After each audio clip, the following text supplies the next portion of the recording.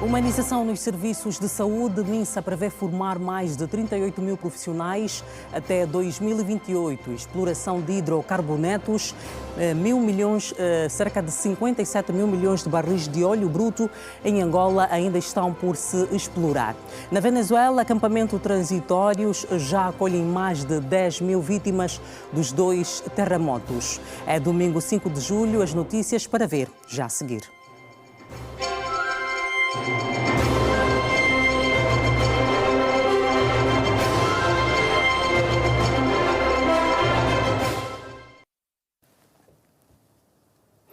Olá, boa noite, bem-vindos à informação. O Ministério da Saúde prevê formar até 2028 38 mil profissionais de saúde, entre médicos, enfermeiros, técnico de diagnóstico terapêutico, gestores e investigadores, para reforçar a capacidade do país para responder aos desafios atuais e futuro da saúde, confirmou neste domingo a Ministra da Saúde, Silvia Lutucuta.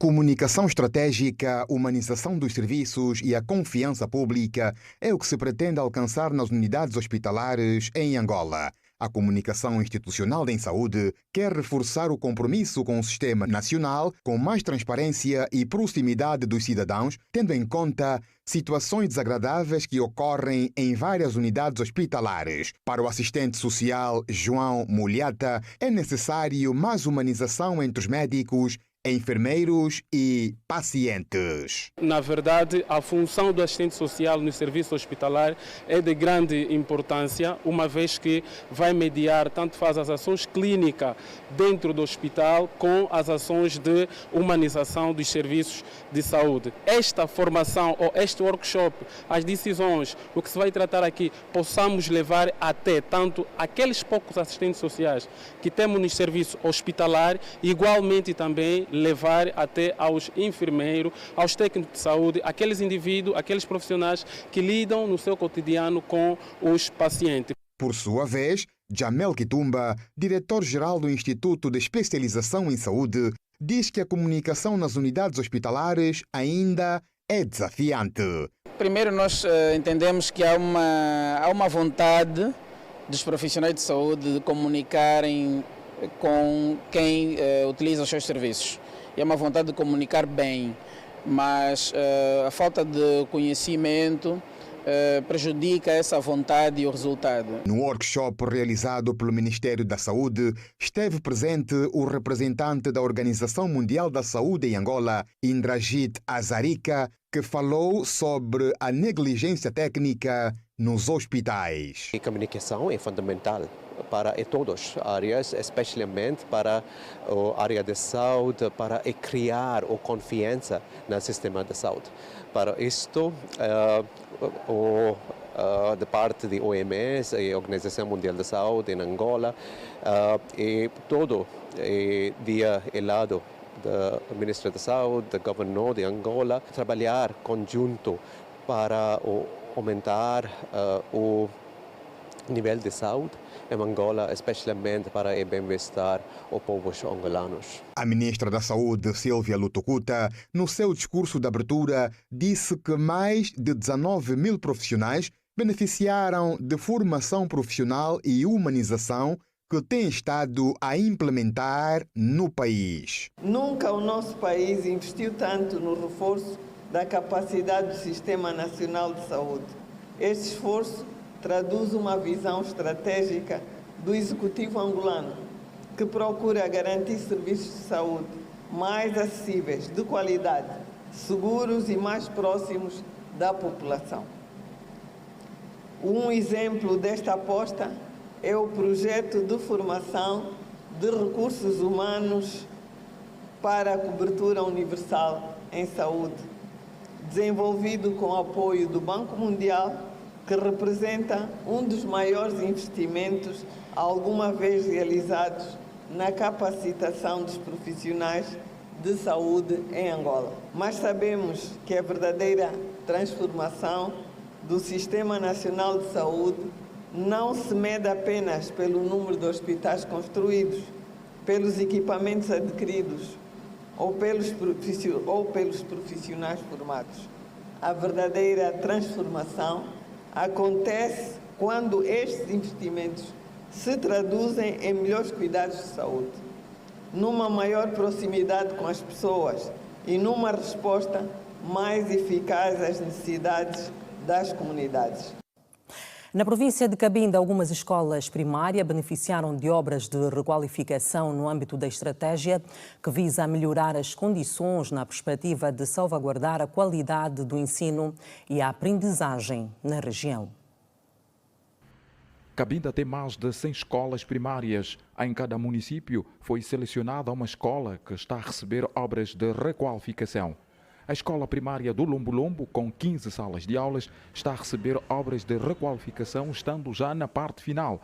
O diretor da escola disse que os trabalhos decorrem a bom ritmo, faltando apenas a reposição da corrente elétrica. De facto, nós congratulamos muito, ficamos muito satisfeitos pelo trabalho que o governo provincial, em nome da sua excelência, governador da província de Cabinda, Suzano de Abreu, evidenciou para poder nos reestruturar, nos criar melhores condições da nossa escola. O que está em falta agora e que já vai se fazer agora é a energia elétrica e a água canalizada. A escola primária 301 da urbanização 4 de Abril também está a receber obras de melhoria de imagem.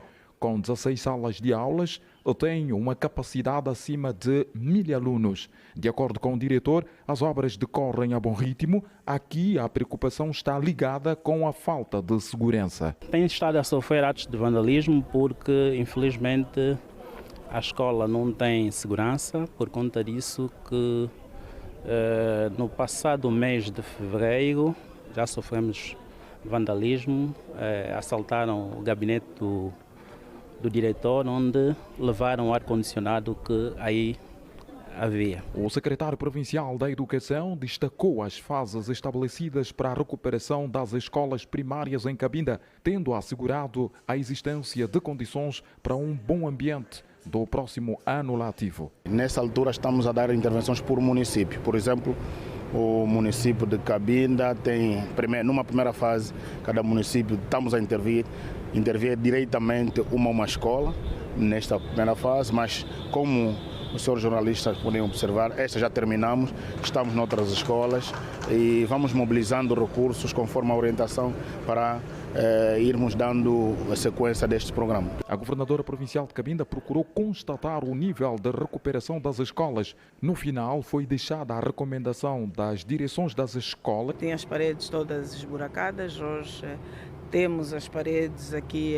muito bem reparadas, as casas de banho também reparadas, que este é um elemento também fundamental. Nós temos que habituar e temos que educar as nossas crianças a higienizar-se como deve ser, e as condições de higiene também devem ser criadas por nós.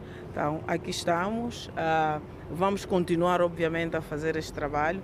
Em relação às carteiras, nós neste momento temos perto de 18.000 carteiras na nossa posse, tanto ainda em Luanda. Estamos aos poucos transportando as carteiras para Cabinda. Até agora já transportamos cerca de 3.000. A nossa meta é de tentarmos minimizar o problema das carteiras antes do ano letivo iniciar. Portanto, tão logo quando o ano letivo inicia, gostaríamos de ver as escolas aqui com condições, com carteiras, com quadros, para que os nossos alunos possam estudar em melhores condições. Escolas primárias em Cabinda estão a ser recuperadas para um bom ambiente do próximo ano letivo. Cerca de 40 a 57 mil milhões de barris de óleo bruto estão por se explorar debaixo dos mares angolanos e 60 trilhões de pés cúbicos de gás ainda estão por descobrir. Os dados foram avançados nesta semana pela Agência Nacional de Petróleo, Gás e Biocombustíveis, ANPG. 2008 foi o ano em que Angola alcançou o maior volume de produção de óleo. Foram 2 milhões de barris por dia. Hoje, a produção caiu para 1.500.000 barris de petróleo bruto. Entretanto, ainda há a oportunidade de explorar um vasto potencial de hidrocarbonetos. Dados da Agência Nacional de Petróleo, Gás e Biocombustíveis, ANPG, indicam que nas águas do país existem até 57 mil milhões de barris de óleo e 60 trilhões de pés cúbicos de gás por descobrir, avançou a engenheira Maria Mwenga, da ANPG. De diferentes oportunidades, o que exige eficiência na gestão dos custos. Minhas senhoras e meus senhores, há também uma outra metade da verdade. Debaixo do nosso mar e do nosso solo, há cerca de 40 a 57 mil milhões de barris de óleo a descobrir e até 60 trilhões de pés cúbicos de gás. Para voltar aos níveis de produção é necessário mais eficiência e gestão de recursos, já que, apesar do declínio, o petróleo ainda continua a ser o principal suporte da economia angolana, conforme Maria Mwenga. Hoje, produzimos cerca de 1.050.000 barris de óleo por dia. Mas ainda assim o petróleo continua a ser a nossa maior exportação, com cerca de 92% e perto de 16% do PIB.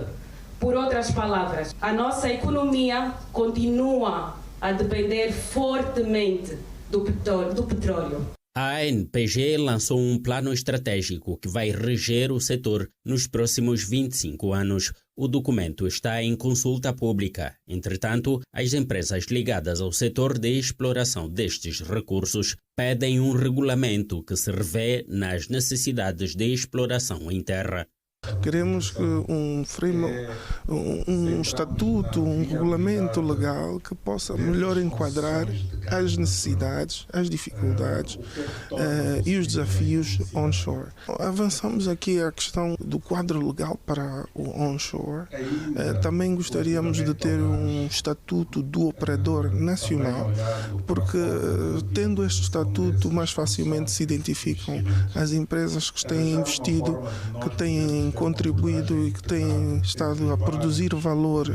Já a empresa Alford Petroleum quer mais celeridade nas aprovações administrativas. Limitamos-nos a apresentar uma contribuição que tem a ver com a questão da maior flexibilidade que é necessária dar aos operadores numa fase inicial. Estamos a falar aqui da fase de exploração, porque é a fase que antecede a descoberta comercial, é a fase onde há maior investimento, é a fase onde os operadores investem. E esse investimento, quando falamos em investimento, estamos a falar de todos os recursos, não é? Para a produção, e este investimento é todo por conta do grupo empreiteiro. Então, nesta fase, no nosso entender, era importante haver maior liberdade aos operadores, no sentido de eles poderem trabalhar. Não estamos a querer dizer que não haja interferência do Estado, porque os recursos são do Estado, mas gostávamos que eles pudessem trabalhar, apresentar, portanto, o seu trabalho, o seu programa de trabalho e ter aqui o nível de celeridade nas aprovações administrativas. O país procura estratégias de aumento dos níveis de produção de hidrocarbonetos para os próximos 25 anos. Aberta nesta sexta-feira, a 15ª edição da Expo IGE avançou neste sábado para o seu segundo dia de atividades. O evento enquadra-se nas celebrações de mais um aniversário da cidade e é marcado pelo melhor da região em termos de produção. A decorrer sob o lema A Terra que Inspira, Gente que Faz, a 15ª edição da Expo IGE entrou no seu segundo dia.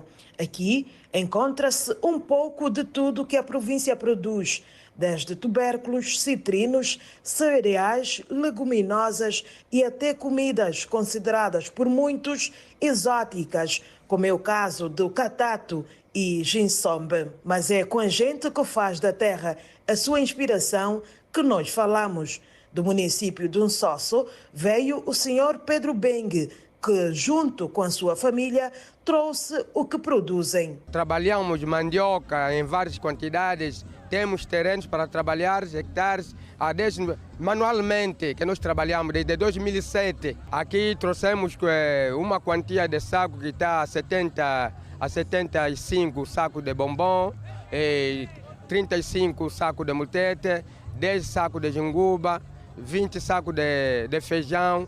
Temos um botre de coisa de monte de cana. Mais adiante estava a produtora Catarina Isabel, que veio do município do Bembe, localidade com uma forte produção de citrinos. Trouxemos batata cauda, mandioca e abóbora. Bom, levamos o caminhão do Estado, da administração, chega até na fazenda, ajuda, tira as coisas na fazenda até no bairro, chega aqui até aqui do Uíge. Em meio a tanta produção, as preocupações persistem. E essa comida que ando trazer aqui, essa festa do Uíge, sai nas nossas lavras, trabalhamos com a manual, pelo menos o pai tem que ter uma copa pata, para começar a tirar as coisas de lavra até no bairro, até aqui, da fazenda até no bairro, para a administração levar até aqui no Uíge. E nós queremos essa ajuda. E depois, se a administração nos dar o trator e nos ajudar na lavra, catar na enxada, não temos, não anda a nos apoiar. E eu estou precisando desse apoio. Uma sociedade de 10 elementos a trabalhar manualmente, mas nunca tivemos essa adquisição para adquirir uma enxada que está a custar 8.000 kwanza, a katana, isso tudo é um mecanismo que está a nos custar e sempre as coisas estão a subir. E a produção está a tentar arrear, porque não temos transporte. Onde que nós trabalhamos, já vejo o saco é 5.000 kwanza, depois da vila do município do Sosso, a cabeça da pessoa 5.000 kwanza. Desse mecanismo, pedimos que o governo nos ajude. Dentre os expositores provenientes de outras províncias está o Sr. Marques, que veio de Luanda para a Expo Uíge e garante que vale a pena. Temos uma marca de vinho que foi lançada aqui no Uíge. Hoje, atualmente, fazemos entre 10 a 15 mil caixas mês só para aqui para o Uíge. Já corremos a Saurimo, Malange, Kwanza Norte, neste momento esta agora a última aqui no Uíge. E estamos a pensar em ir lá acima novamente à Lunda Norte. E quem também diz que vale a pena é esta visitante, que disse que o que é produzido em Angola é melhor. O nosso campo hoje traga-nos vários e variedades de produtos e o Uíge é uma província produtora, onde encontramos variedade de produtos, mas os nossos produtos da terra nos ajudariam mais no nosso consumo e porque vale a pena estarmos com os nossos quitutes da terra e não na industrialização. E de volta à capital do país, Luanda foi palco de um festival cultural que juntou os hábitos e costumes dos povos Lunda-Chokwe e Bakongo. O evento, que aconteceu pela primeira vez, foi visto como um espaço para a valorização e exaltação da cultura nacional. Trata-se de uma iniciativa que decide trazer ao alto pontos fortes da cultura angolana. As primeiras a serem exibidas foram as culturas Bakongo e Lunda-Chokwe. Os participantes, alguns longe da terra natal há muito tempo, veem no evento um espaço de conexão com a origem e oportunidade para fazer troca de experiências culturais. Província do Uíge, município do Quimbele. Quando a gente recebeu o convite para esse evento, sentiu a presença de Quimbele em Luanda. Isso demonstra a unidade da cultura angolana entre o Bakongo e o Chokwe. Isso é muito bom, porque temos visto a nossa realidade de cultura, realidade de região, então é muito bom esse tipo de eventos para que possamos dar a conhecer aos mais novos que temos uma cultura que deve ser sempre reconhecida. O certame junta elementos essenciais da cultura, como são os casos da música, dança, gastronomia e trajes típicos. Quem por cá veio mostrar o que sabe fazer não deixou os créditos em mãos alheias. É uma boa iniciativa, é a primeira vez a participar de uma atividade dessas e prometemos trazer boa qualidade do produto para vocês. Eu trouxe a carne de caça de javali, temos a carne de jiboia, temos a muteta, temos a anguila, temos a carne seca. Temos também o jitsombe, que não pode faltar na nossa cultura. O objetivo do evento é valorizar a cultura e promover a convivência salutar entre os diferentes povos e, acima de tudo, mostrar aos angolanos o que há de bonito na cultura. Maquino significa dança, maquino, quinar, dançar. O maquino surge num projeto de investigação científica onde eu desenvolvi esse projeto para, de certa forma, resgatar, valorizar aquilo que é a nossa cultura enquanto angolanos. Porque temos visto que de um tempo a essa parte nós estamos a consumir muito certas coisas que de certa forma não agregam valor sobre aquilo que é a sociedade. Então aqui não foi exatamente para resgatar e valorizar aquilo que é a identidade cultural dos angolanos. Vamos aos assuntos que marcaram a semana e hoje recebo Edgar Fonseca e também Faustino Henrique. Aos dois, boa noite, bem-vindos. Boa noite, Manuela, boa noite, telespectadores. Bem-vindos mais uma vez. Obrigado. E começamos esta análise a olhar para o caso do treinador de jiu-jitsu, Paquisse Nzinga, que foi detido por um alegado abuso sexual contra menor. Edgar Fonseca, esta medida de privação de liberdade é a mais adequada nesta fase do processo quando se fala neste tipo de crime de abuso de menor? Sim, Manuela, devemos notar que o crime de abuso sexual a menor é um crime público e é um crime grave, ou seja, extremamente grave.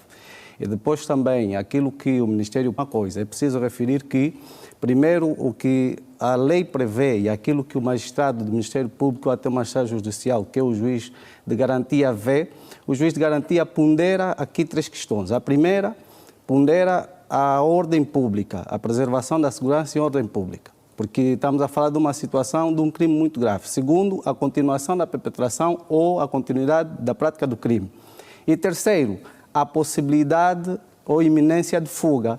Esses 3 critérios levaram aqui o juiz de garantia a pudesse aplicar a medida mais grave. É preciso também referir que a prisão preventiva é uma medida excepcional, que atende aqui a 2 critérios, ou seja, diverge na medida em que, por um lado, é o Estado que quer preservar o direito de quem viu a sua possibilidade, o seu direito violado, por outro lado, é aquele que não quer que seja privado da sua liberdade para poder criar condições para uma defesa eficaz e manter a sua liberdade. Ora, nós também devemos aqui salientar que aqui a medida de prisão preventiva também atendeu ao facto de a qualificação penal, ou se quisermos a pena variar aqui de 3 a 8 anos de prisão, estamos a falar de uma menor, segundo consta do caso que nós todos tivemos acesso, a uma menor de 13 anos, ou seja, uma menor com 13 anos, dependente a nível de formação, estamos a falar de um treinador que a partir de exerce algum poder de autoridade a menor no que concerne a sua formação desportiva,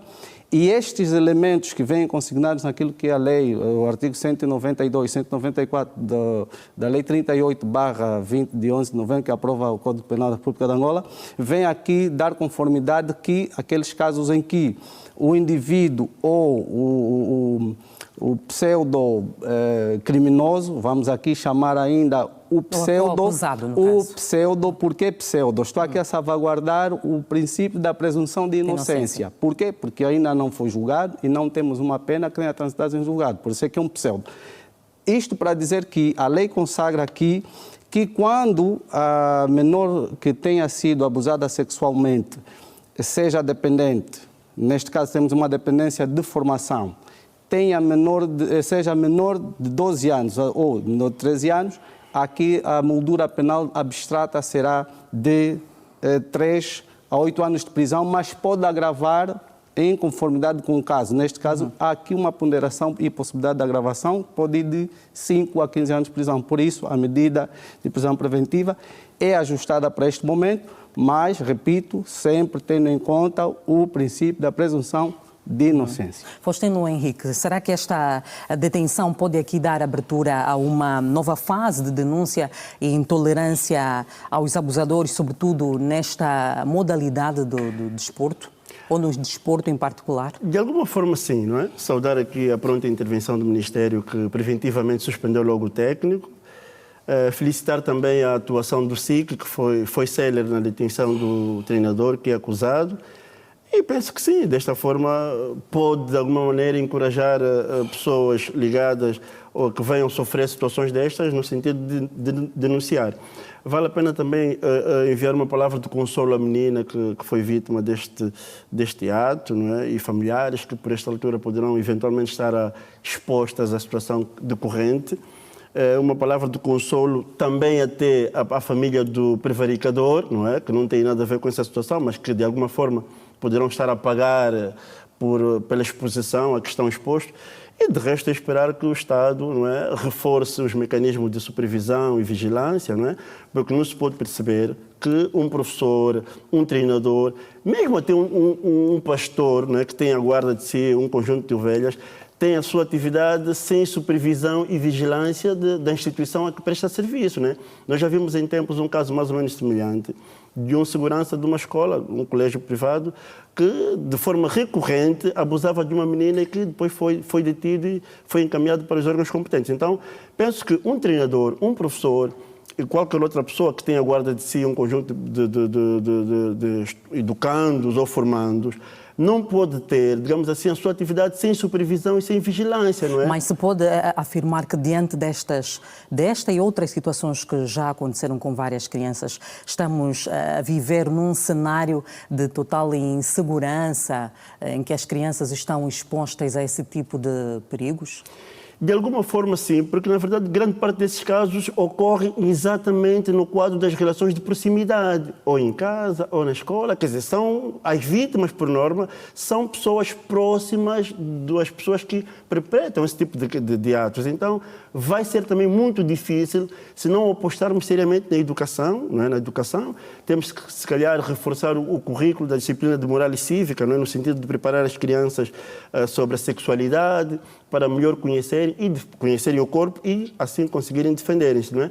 Quer dizer, é um desafio que remete toda a sociedade, o Estado, a família, as igrejas, no sentido de lidar com essa situação. Um trabalho conjunto das escolas, exatamente, dos pais, todas as partes devem aqui dar o seu contributo. Não só, mano, deixa-me só referir que isto hoje tem sido recorrente e já vem a miúdo a ser propalado a nível da mídia e a nível daquilo que é não só a mídia, mas as redes sociais. Por quê?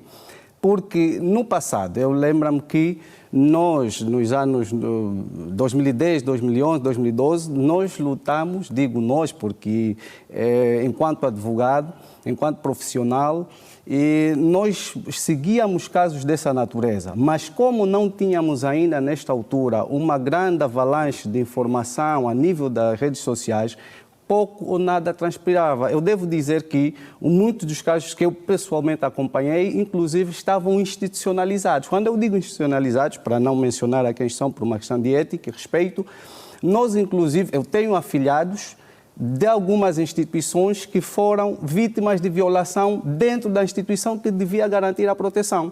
Ora, por que isto acontece? Nós também temos visto e assistido situações a nível das próprias instituições, quer a nível de instituições públicas ou privadas. Aquilo que muitas vezes resvala para o assédio, outras vezes resvala para a questão de abuso sexual contra menores e contra adultos, quer homens, quer mulheres.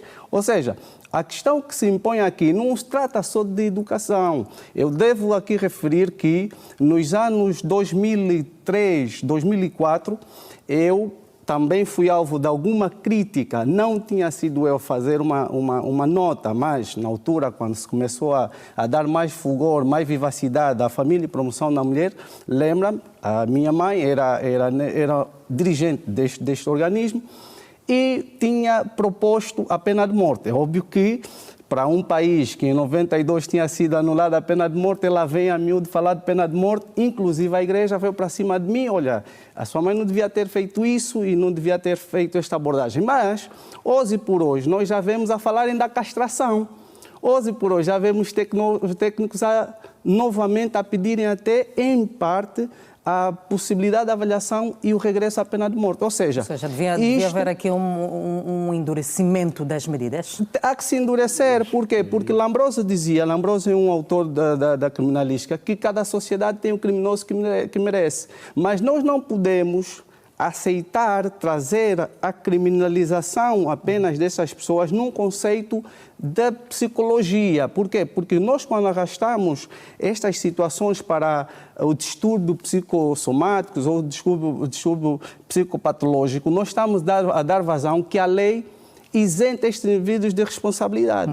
E Este é não um assunto pode. que vamos continuar a acompanhar, porque ainda terão outros desdobramentos, com certeza. Exato. Mas precisamos mesmo seguir, vamos avançar para outro assunto que também marcou a semana, que é a universalização do bilhete de identidade. O que tem estado a faltar ou o que tem falhado para que muitos angolanos ainda não tenham qualquer registro ou mesmo, por consequência, nem o bilhete de identidade? Faustino. Penso que o que tem faltado é alguma perenidade nas políticas públicas, né? Porque, na verdade, essa estratégia de universalização do bilhete de identidade é uma iniciativa que não é nada de novo. Não é? Nós, no passado, quando estava, digamos assim, no cargo do Ministro da Justiça, o Dr. Aragão, já se tratava do bilhete de identidade e se levantava no mesmo dia. Não é? Então, com esta iniciativa de universalização que, de alguma maneira, peca por tardia, às vezes falha na consequência e perenidade na sua implementação, porque veja que recentemente os arquivos de identificação reabilitados, reinaugurados, por exemplo, no caso da Pedreira, no bairro do Quicolo, há um arquivo que foi reabilitado e com previsão de emissão de bilhete de identidade de 200 a 300 bilhetes por dia. No primeiro dia, exatamente no primeiro dia em que esteve a funcionar, os cidadãos foram confrontados com o facto das impressoras não estarem a funcionar, razão pela qual, ao invés de levantarem no mesmo dia, foram informados de que teriam de levantar 7 dias depois. E depois temos essa situação, às vezes sem o devido apuramento das responsabilidades, não é? O devido apuramento do que é que falhou. E então estamos aqui perante uma situação que devemos corrigir com urgência, porque nós temos cerca de metade da população sem bilhete de identidade. E para já, que consequências é que isto pode trazer para a economia e também para a cidadania? Antes deixa só fazer aqui referência de um ponto. Existem 2 fatores essenciais que concorrem para que a população, na sua base máxima, não tenha o bilhete de identidade. Primeiro, tivemos o período de guerra e a destruição dos arquivos civis para alguns casos. Para outros casos, nós temos a falta de registro à nascença. Isso também o Estado há tempos propalou a 4 ventos, já começou a se fazer o registro à nascença. Isso é um ponto fundamental. Segundo, a questão que tem que ver com a falta de eficiência e eficácia na funcionalidade dos registros civis. Quando um órgão se propõe a universalizar o bilhete de identidade, está no bom caminho, mas corre em contramão ou anda em contramão quando não há equipamentos a funcionarem em pleno. Eu até rimo, mas também aplaudi o facto de, neste processo, estar-se agora a ver a possibilidade de se tratar o bilhete de identidade em casa. Ótimo, para nós, muito bem. Mas agora, a questão que se levanta é, se neste momento os equipamentos não têm sido eficientes, não têm estado a funcionar em pleno, será que na altura em que formos tratar os bilhetes de identidade em casa, teremos os bilhetes de forma pronta, útil, necessária para podermos responder às nossas situações? Eu acredito que sim, acredito que não. Vou dar aqui o voto de confiança, 50% não, 50% sim. Por quê? Porque nós assistimos a miúde, há mais ou menos 3 anos, a aprovação de um pacote do ODAL, ou aquilo que foi a capacitação financeira, para a construção de um centro de produção de bilhetes de identidade ou os selos de bilhete de identidade, carta de condução e passaportes, e não o processo não saiu da gaveta, mas nem a nas fábrica veio à luz do dia. próximas eleições, com essa universalização agora do bilhete, nas próximas eleições já será possível votar apenas com bilhete. Entretanto, há também cidadãos que têm apenas o cartão de eleitor. Será que esta situação, este novo cenário, não vai causar aqui alguma confusão para o cidadão? Não de todo, não de todo. Por quê? Porque neste momento estamos num período de transição. O bilhete de identidade passará a ser o documento único para votar, mas todo aquele cidadão que anteriormente tenha sido contemplado e é portador do cartão de eleitor poderá usar o seu cartão de eleitor nas eleições de 2027. Agora, no âmbito da descontinuidade e no âmbito da transição, poderá então tão logo o processo de universalização do bilhete de identidade estiver conformado para o país todo, então todo cidadão será obrigado pura e simplesmente a usar o bilhete de identidade e não mais o cartão de eleitor. Você não partilha da mesma ideia? Bom, penso que sim. O mais importante, na verdade, é o facto da pessoa ter o seu registro oficioso, ter feito a prova de vida, porque se, por exemplo, se eu fizer a prova de vida no município do Sambizanga, por exemplo, e ter lá o meu registro, ter lá o nome nos cadernos eleitorais, é óbvio que posso exercer o meu direito de voto com qualquer documento que me identifique, não é? Penso assim, mas pronto, vamos cumprir com a lei e seguir em frente com aquilo que a lei dispõe, obriga e nos manda fazer. Muito bem, obrigada aos dois pelas vossas presenças aqui neste espaço e contamos convosco numa próxima ocasião. Boa noite. Obrigado, boa noite. Boa noite. E é tempo para a primeira pausa no Domingo Notícias, as últimas do desporto, para ver daqui a pouco no regresso. Até já.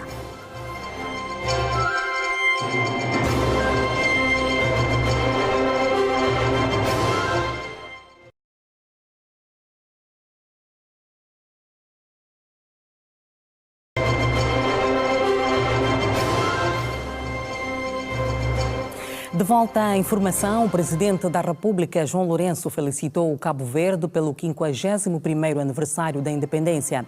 Na missiva ao chefe de Estado angolano, escreve, e passamos a citar: celebra-se hoje o Dia Nacional do vosso país, o qual quero, em nome do Executivo angolano e no meu próprio, saudar de forma efusiva, assim como felicitar o povo cabo-verdiano e Vossa Excelência por esta data tão significativa da história da vossa nação. Regozijamo-nos com as significativas conquistas de Cabo Verde, alcançadas nessas 5 décadas de um percurso exemplar, em que se destacam realizações merecedoras do nosso mais profundo apreço no plano econômico, cultural, social e desportivo, em que sobressai a forma digna como os cabo-verdianos souberam representar. Temos relações de cooperação bilateral bastante profícuas e queremos ampliá-las e aprofundá-las, de modo a tirarmos proveito das capacidades dos nossos respectivos países em benefício do progresso e do desenvolvimento de Angola e de Cabo Verde.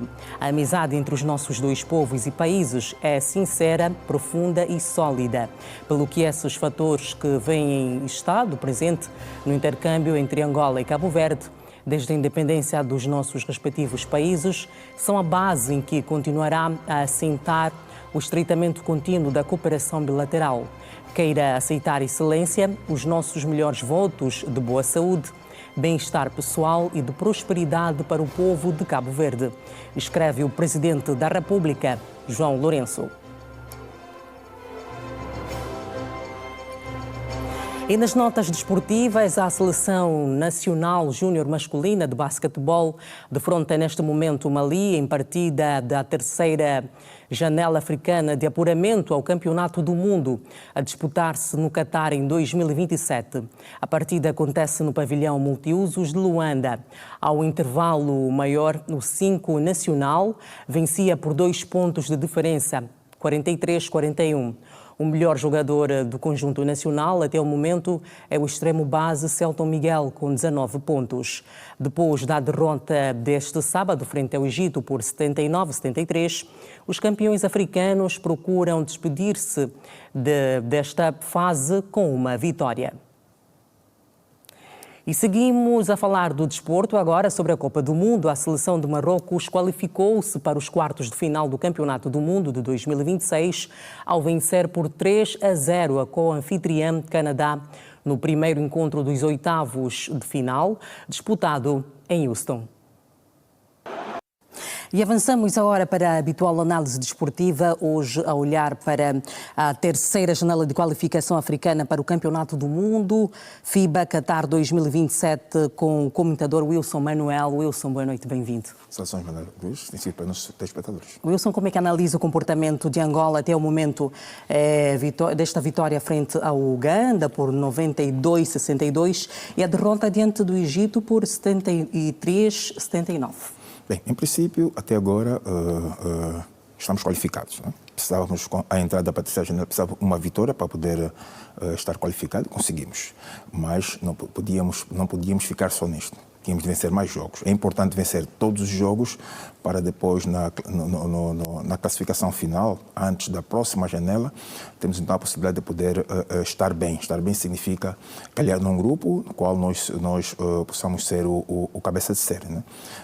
E continuar a vencer jogos para poder, então, no final, conseguir apurar e não depender do aconteceu, digo pior, porque era impensável, acredito que na mente de todos os angolanos, pensar perder nesse momento com a seleção do Egito, como perdemos ontem, né? Perdemos, a equipa esteve mal, temos que assumir que a equipa do Egito jogou melhor, tinha uma postura boa, inclusive só vencemos um único quarto.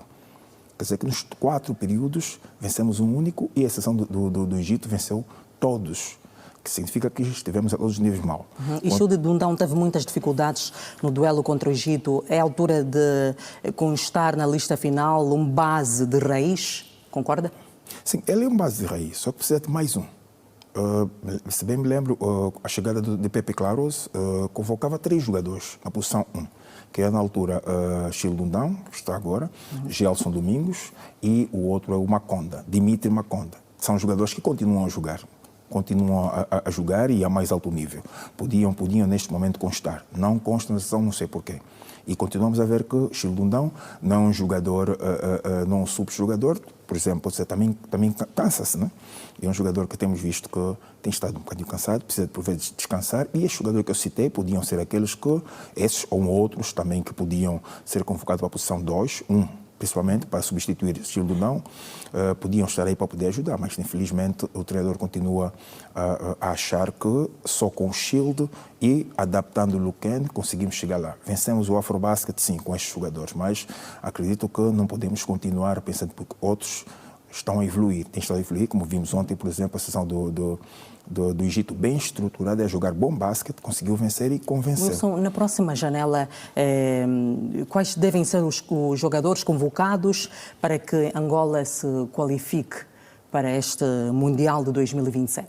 Bem, em princípio temos de deixar de adaptações. O treinador que temos, por vezes, tem adaptado muito. Precisamos de jogadores, por exemplo, na posição 1, os bases como tal. Na posição 2, os extremos como tal. Por exemplo, Gerson Luquen sai da posição 1 e joga na sua posição de raiz, que é a posição 2. E colocar os jogadores que jogam na posição 3, inclusive também os de 4 e 5. Quer dizer que estamos a falar de cada peça no seu... Procurar estruturar a equipa com mano em regras, para evitar adaptações que, por vezes, acabam por nos ser... não beneficiamos disso, como vimos no jogo de ontem e também o jogo que perdemos na janela anterior. Hoje, por exemplo, estamos a jogar, está a ser muito difícil este jogo contra o Mali, mas temos de vencer. Temos de vencer porque sou pena de cair na classificação final. Muito bem, Wilson, obrigada e até a próxima. Obrigado. E vamos seguir para mais uma pausa. No próximo bloco, há mais para ver na página internacional. Até já.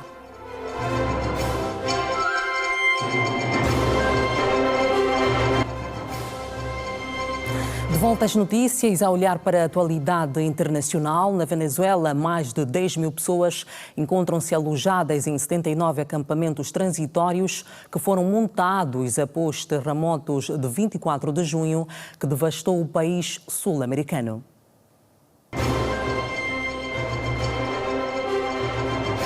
O relatório detalha que a infraestrutura de emergência conta com uma capacidade instalada de 14.599 lugares, o que deixa margem para continuar a acolher pessoas afetadas.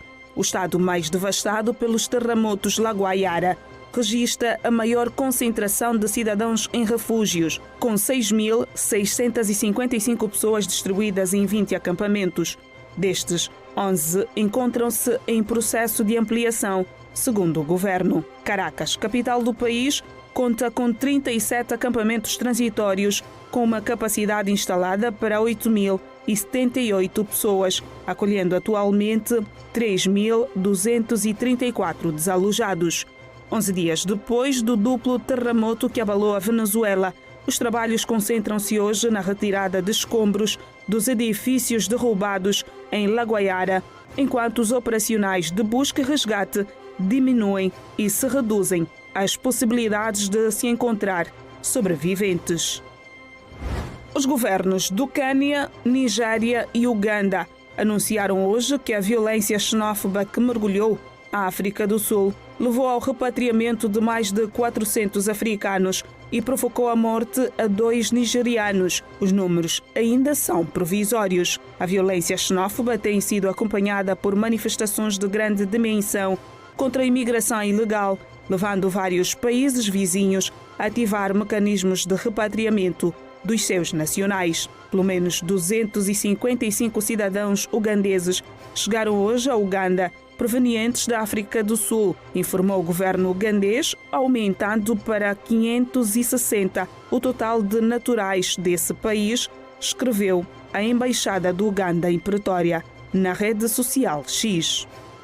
E o secretário do Interior da administração Trump desvalorizou o desfile de algumas centenas de ativistas supremacistas brancos em Washington, na comemoração dos 250 anos da independência dos Estados Unidos, destacando a importância da liberdade de expressão na democracia norte-americana. Homens mascarados que chegaram na manhã de sábado à principal estação ferroviária da capital federal, no dia em que se assinalou os 250 anos da independência dos Estados Unidos, desfilaram em Washington, alguns agitando bandeiras da Confederação e outros exibindo o emblema da Frente Patriótica, um movimento supremacista branco, gritando retomar a América.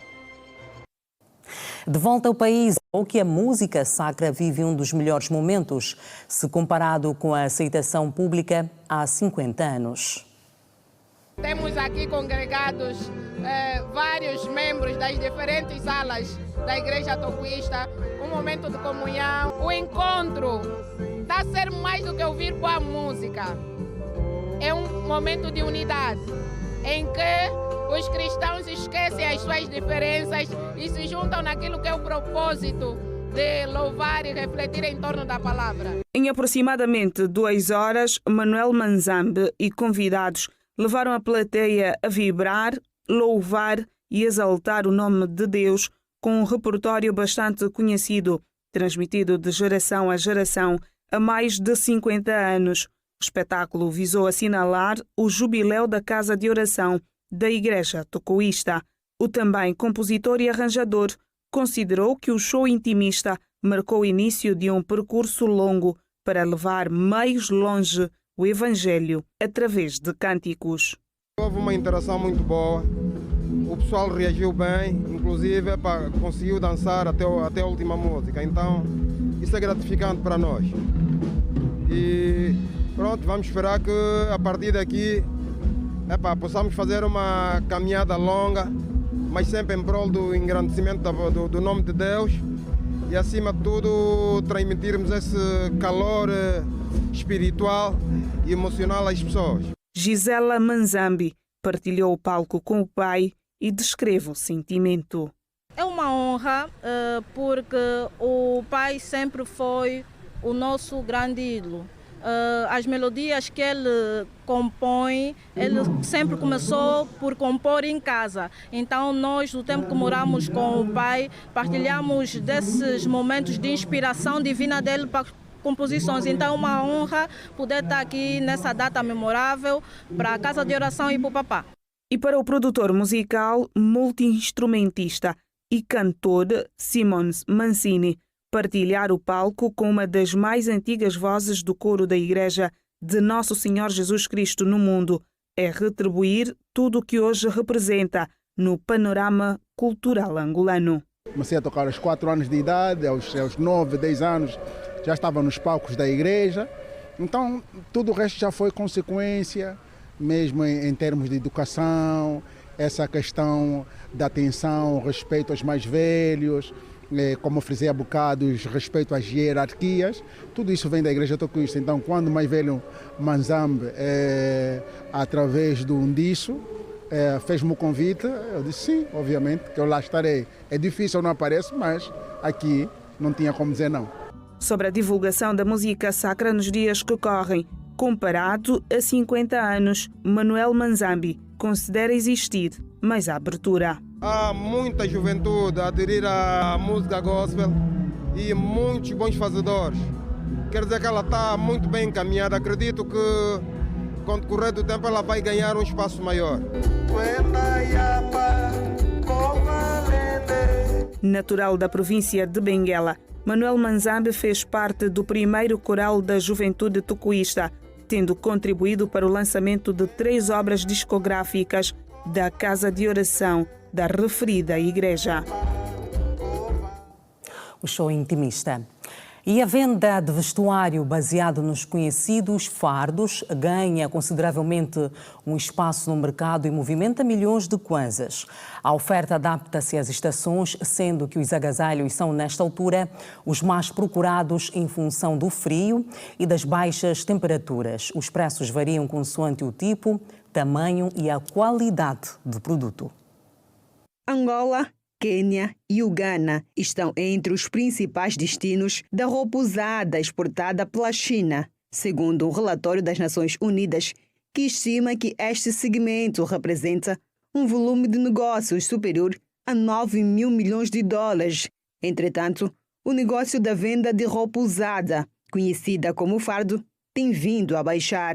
Só são estes, porque a subida dos preços não nos facilita comprar tantas coisas. Na província de Luanda, não é difícil encontrar nas ruas pessoas sentadas em passeios com as roupas expostas no chão ou nas paredes. Mas quando o frio entra pela porta, o cenário muda e a procura por agasalhos aumenta. O tempo mesmo do frio, quem mais procura é casaco, tênis ou fatos. Mas aqui não importa a época, seja frio ou calor, o manequim não muda. Eu não tenho, continuo sempre a vender casaco.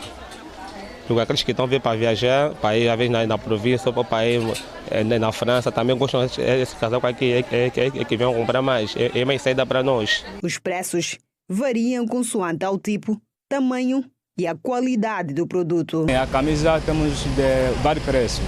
Temos de 6 mil, de 8 mil, até 15 a 25. O preço do casaco está a fazer, tem casaco de 10, tem casaco de 5 mil kwanza. Podemos comprar 200 mil a 150 mil kwanza. Estou a vender coxas, lençóis, assim são 2 pessoas que vendemos na mesma barraca. O lençóis varia porque tem solteiro e casal. Vendemos, tem de 3,5 e tem de 3 mil kwanzas. E tem tido também de 4, consoante o tamanho do lençol. A coberta tem tido de 5, de 8, de 10 até 15 mil kwanzas. Comerciante no mercado do Asa Branca há 10 anos, Lisete Antônio diz que nos últimos anos o negócio vai mal. Questionada sobre os lucros em época de cacimbo, a reação foi esta. Adia mesmo nada. Adia nada. Podemos levar por vezes 5 mil kwanzas, por vezes mesmo nada. Às vezes você manda o negócio fora para vir, os valores que você comprar, a luta mesmo para sair aquele valor, às vezes não bateu como mais. E já faz frio mesmo, por isso esteja bem agasalhado. E frio combina com cinema e esta é a proposta que trazemos após o seu Domingo Notícias. Boa noite, fique bem, fique em paz.